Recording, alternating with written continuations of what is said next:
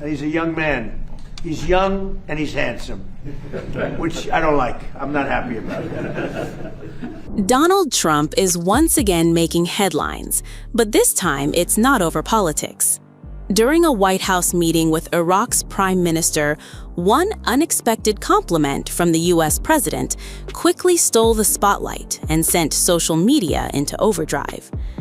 Trump welcomed Iraqi Prime Minister Ali al-Zaidi to the Oval Office on July 14th for talks focused on strengthening economic ties, boosting investment in U.S. companies, and expanding cooperation in the energy sector.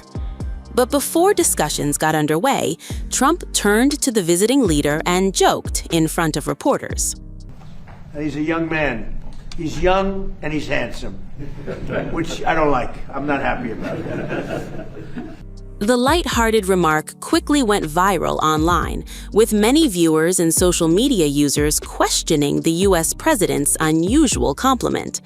Some joked that flattering foreign leaders had become Trump's latest diplomatic strategy, while others called the comments awkward and unnecessary. Several users on X mocked Trump's focus on appearances.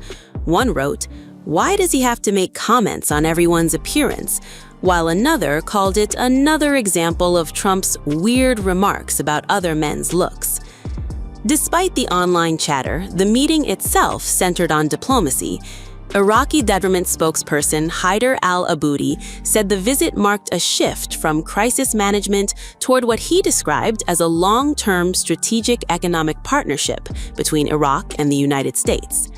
The two leaders were also expected to sign agreements covering trade and energy cooperation, with Iraqi officials saying the goal was to build a durable partnership serving both countries' interests.